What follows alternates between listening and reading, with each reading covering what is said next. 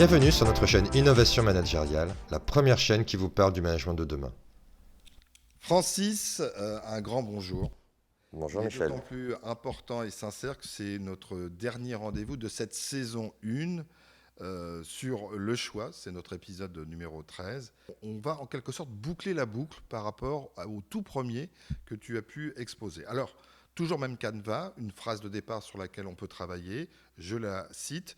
N'oublie pas que tu as choisi de nous rejoindre et nous t'avons aussi choisi. Si notre collaboration ne te convient plus, dis-le-moi sans crainte, car je suis prêt à l'entendre. Si nous ne pouvons plus répondre à tes attentes, le temps est peut-être venu de nous séparer. Tout est dit. Alors c'est une phrase un peu choc, qui paraît être une évidence pour certains et d'une extrême violence pour d'autres. Mais c'est le principe qui vient boucler le premier principe. Parce que dans le premier principe de responsabilité, on était vraiment là-dessus, c'est-à-dire on assume les choix qu'on a faits. Rejoindre une entreprise, c'est un choix. Rester dans l'entreprise, c'est un choix. Quitter l'entreprise, c'est aussi un choix. Donc finalement, la vie n'est que choix. Il me semble totalement naturel qu'au bout d'un moment, on n'ait pas forcément envie de rester en entreprise. D'ailleurs, il y a un modèle qui s'appelle le cycle de vie de Hudson, qui est assez intéressant, qui est utilisé par les coachs, qui dit que finalement, quand on rejoint une entreprise, on est dans une première phase qu'on appelle le lancement. Bon, là, on est super content, on se dit ouais, c'est trop chouette, moi travailler avec Michel, c'est top, c'est un bon patron, il est ouvert, et ça ne dure pas longtemps parce qu'il y a une deuxième phase qui s'appelle le désenchantement, où là, en fait, on se rend compte que soit ça ne me plaît plus, soit ce que l'on m'avait dit n'est pas le reflet de la réalité, soit je m'étais imaginé des choses, parce que c'est ça qui est intéressant, c'est que ça s'appelle l'imago, le fantasme. Quand on est dans un entretien de recrutement, on fantasme de sa relation, puisqu'on ne la connaît pas encore. Et donc c'est pour ça qu'on a vu des podcasts sur tout ce qui est le cycle de vie d'une équipe, parce que c'est super important. Et là, on est plutôt sur je suis encore bien, c'est positif, je suis en énergie haute, mais il y a des choses qui commencent à m'agacer, des petits grains de sable dans la chaussure. Et c'est pour ça que c'est très important d'avoir du feedback pour en avoir connaissance suffisamment tôt et pas attendre la fin comme c'était le cas avant et se contenter d'un constat qui est la troisième phase, où là c'est la phase de découragement, où la personne ne vient plus vous voir en disant il y a des choses qui ne vont plus, la personne vient vous voir en disant ça ne va plus du tout, je sais que je ne veux plus ça, proposez-moi autre chose. Et là, on est un petit peu embêté, etc. Et donc, on a la quatrième phase. Ce sont des moments, par exemple, où les entreprises vont accompagner les collaborateurs à travers du coaching, à travers des bilans de compétences, pour l'aider à voir si on peut trouver une solution. Mais ça me semble totalement légitime qu'une personne dise au bout d'un moment, voilà, c'est terminé, ça ne me convient plus, j'ai envie de faire autre chose. Il ne faut pas mal le prendre. Et c'est vrai que dans les cultures traditionnelles managériales, surtout si je fais référence à Abraham Maslow, qu'on a vu dans l'épanouissement, clairement, il dit que la première étape de l'épanouissement, après les besoins de sécurité, c'est l'appartenance. Donc si tu me quittes, tu me trahis. Il ne faut plus raisonner comme ça. Alors, on est responsable de son choix. Si ça ne nous plaît plus, on peut aussi partir.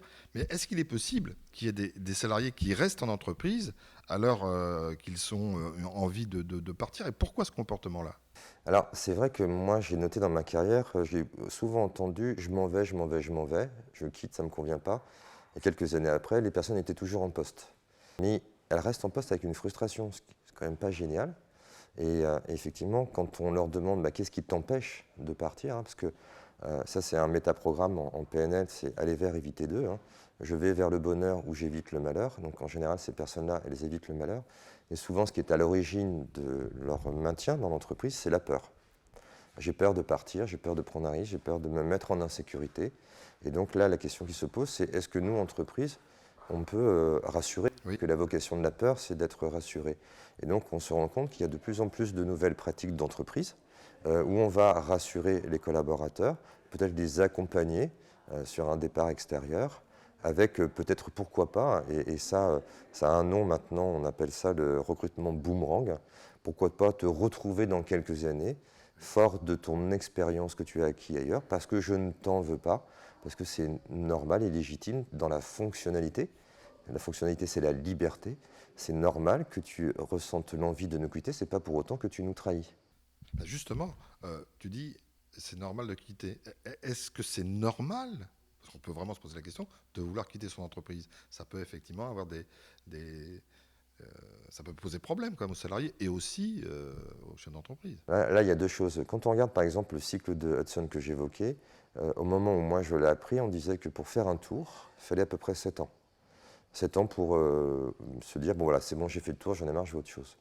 Maintenant, on estime qu'il faut entre 1 an et demi et 2 ans. C'est-à-dire qu'au bout de 2 ans, la personne peut dire, voilà, moi j'ai fait ce que j'avais envie de faire, maintenant proposez-moi autre chose. Donc les entreprises doivent accepter ça. La normalité, elle est aussi peut-être, alors déjà la normalité, ça ne veut pas dire grand-chose en tant que telle, mais en tout cas, ça peut s'expliquer. Puisqu'on est rentré dans la liberté, qui a la fonctionnalité, il est tout à fait compréhensible que les gens disent je ne veux plus de salariat CDI parce que je veux ma liberté. Et j'ai pas mal d'entreprises qui maintiennent la relation, mais sous une autre forme. Par exemple, ok, tu ne seras plus salarié CDI, mais je peux maintenir notre lien à travers un contrat de prestation de service sur un nombre d'heures. Et du coup, je maintiens le lien, mais sous une autre forme. Et là, on parle de culture de co-responsabilité. Pour moi, c'est une étape. Il y a une nouvelle culture qui va émerger où les entreprises pourront en fait mobiliser des acteurs avec des formes complètement différentes. Ça va être de la presta, de la sous-traitance, des temps différents, des lieux différents. Ça, c'est le VUCA, hein, c'est l'agilité, c'est tout ce qui reste à préparer en fait. Ça veut dire que quelqu'un qui nous a quittés, en fait, ne nous aurait pas complètement quittés, puisque tu parles de sous-traitance, on pourrait le retrouver de temps en temps en termes d'intervention auprès de cette même entreprise. Ça arrive de plus en plus, ça arrive souvent. Il faut savoir que les 10 principes ont pour vocation, quelque part, d'une certaine manière, à mieux aborder, mieux vivre le départ, la séparation. Et je pense que si, et on appelle ça maintenant l'offboarding, hein, si on gère bien cette étape-là, hein, qui est l'étape de la séparation, eh bien on va renforcer l'attractivité de l'entreprise. Un client très satisfait, on parle à seulement 3 personnes, alors qu'un client très mécontent, on parle à 12 personnes. C'est la même chose en entreprise. Si on réussit le départ, à ce moment-là, ben, ça va, la personne qui va quitter l'entreprise le dira à son entourage, tu vois, eux ils sont bien, j'ai aimé travailler avec eux, ok, on est des adultes, donc ça ne me convenait plus, je suis parti, ils m'ont bien accompagné, c'est une belle boîte. Alors justement, tu dis si on réussit le départ, il y a des méthodes d'accompagnement au départ? Il y a plusieurs manières d'accompagner les départs. Déjà, je pense que le fait de faire des points réguliers, comme on l'a évoqué, comme les feedbacks nous permettent d'avoir l'information plus tôt. J'ai cité la Française des Jeux, qui permettait aux salariés de déclarer quand ils le souhaitaient son insatisfaction. Quand j'ai évoqué le podcast sur l'épanouissement, j'ai évoqué la pratique de Partitio, qui permet d'identifier à chaque fois quel est le niveau de plaisir et de déplaisir. Donc il y a plein de nouveaux rituels qui sont instaurés dans le cadre de ces 9 premiers principes, qui permettent justement de mieux gérer le départ. Et puis je pense que c'est très important quand une personne, un salarié quitte l'entreprise, d'avoir un temps d'échange avec elle, avec lui, et lui demander les raisons de son départ. Voilà, parce que c'est une information qui est très riche. Si j'autorise la personne à me dire pourquoi elle veut partir, et qu'elle me dit voilà, moi je pars parce que c'est mon projet perso, ça n'a rien à voir avec vous, je m'en vais. Bon, bah ok, très bien. Moi je pars parce que là, en termes de management, voilà ce que j'ai pas apprécié, voilà ce qui me convient pas. Ah ok, ben, si on vous le dit une fois, deux fois, trois fois, quatre fois, il y a peut-être des trucs à changer.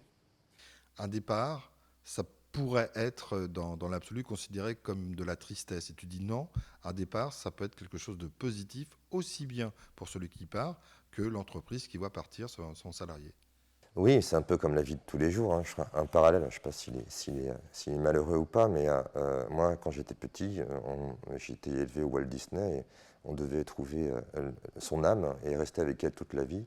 Et quand je regarde les sondages, aujourd'hui, il y a plus de succession d'histoires d'amour qu'une grande histoire d'amour. Donc je crois que c'est vraiment en lien avec le niveau d'existence qui est la fonctionnalité, c'est d'accepter le moment que, voilà, là ça ne me convient plus, je m'en vais, c'est pas grave. Tu parles de succession d'histoires d'amour. Je vais juste rebondir sur le mot succession. Avec tous les épisodes que tu nous as présentés, il y a une résonance avec ce thème. Épanouissement, plaisir, responsabilité. Et là, on en est au choix. Tout ça, en fait, est très lié. Oui, c'est vraiment l'idée, c'est que si aujourd'hui on a des salariés qui restent en entreprise alors qu'ils sont mécontents, c'est, je pense, parce qu'on est beaucoup dans la relation parent-enfant. C'est-à-dire que je suis salarié, je suis un enfant soumis, je le fais mais j'aime pas ça, ou je vais me plaindre. Et c'est ça que j'essaye d'éviter parce que la personne n'est pas heureuse, l'entreprise n'est pas satisfaite, tout le monde est perdant. Alors que si on se dit, bon ben voilà, on a fait notre chemin, voilà, j'arrive au bout du chemin, je veux aller voir un autre chemin, ben, c'est normal. Et peut-être qu'après, elle reviendra dans de bonnes conditions. Bah, c'est tout ce qu'on espère pour nous. C'est qu'on est arrivé au bout du chemin de cette première saison, c'est le 13e épisode. Beaucoup nous ont suivis, on les en remercie. Et bah, il y aura une suite. Et ils vont revenir parce que là, c'était vraiment les éléments fondamentaux qui permettent de concevoir, d'améliorer sa façon d'être avec l'autre, en termes de management notamment. Et tu nous prévois forcément une suite. Il y a une suite, effectivement. Je travaille sur un nouveau concept, sur de nouvelles relations professionnelles. On n'a pas encore trouvé l'intitulé du concept, mais on vous le proposera très prochainement. Tu ménages le suspense. Surtout, je ne l'ai pas encore trouvé. Donc, à voir et revoir les précédents épisodes, hein, pour ceux qui arriveront en cours, sur la chaîne YouTube, sur le mode podcast, et puis surtout à partager le plus possible. Et puis, bah, prenez patience. Francis reviendra très bientôt. Merci Francis en tout cas de toutes ces semaines passées ensemble et qui nous ont vraiment permis de mieux comprendre et de nous éclairer. Merci Michel de m'avoir accompagné, de m'avoir aidé dans la réalisation, la concrétisation de ce podcast. C'était un plaisir Francis. Plaisir partagé. Alors, à bientôt. À bientôt. Francis, j'aurais tendance à dire rebonjour, mais bonjour pour cette nouvelle édition, ce nouveau podcast. On en était resté à la responsabilité et on va s'attaquer, passez-moi l'expression, à l'autonomie. Et je pense que tu reviendras aussi sur cette notion de confiance, parce qu'on parle d'autonomie, confiance, et puis responsabilité, ça fait aussi penser à la confiance. Alors il y a toujours cette phrase qui nous sert d'entrée en matière, je ne la dis pas entièrement, mais c'est faire confiance, que les autres nous fassent confiance, et tu peux être libre de t'organiser, puis il y a plein d'autres éléments sur lesquels on va revenir. Et ça veut dire que il faut trouver, quand on parle d'autonomie, un équilibre vie privée, vie professionnelle, ou du moins c'est l'assimilation qu'on peut en avoir. Ça va pas. Du tout. Non, du tout. Depuis le début. Depuis le début.